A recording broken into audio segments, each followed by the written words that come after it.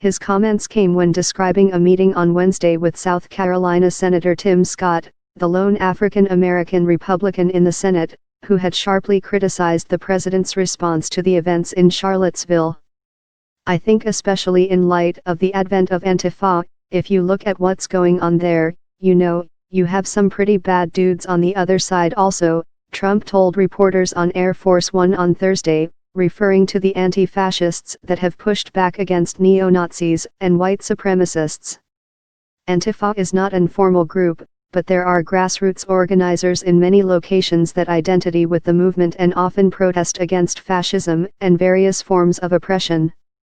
Some Antifa protesters use militant tactics or violence to fight for their causes, which has caused controversy. But they also point out that they have been targeted by violence themselves." In the aftermath of Charlottesville, Trump often changed his position, initially condemning bigotry but not specific hate groups, then later calling out white supremacists, KKK members and neo-Nazis, only to revert to his initial position and blame both sides for the weekend's events.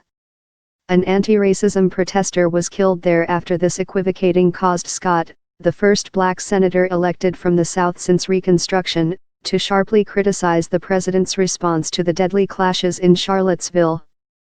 After the two men met for 40 minutes on Wednesday, Scott told reporters he was pleasantly surprised that Trump listened to him and thought about his Charlottesville comments, according to CNN.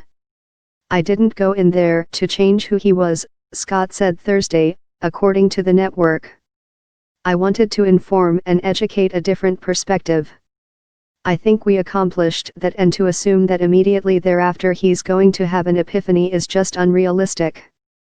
Still, the president seemed bolstered by other opinions on the matter, telling reporters that he's heard from people who agree with his assessment of equal blame.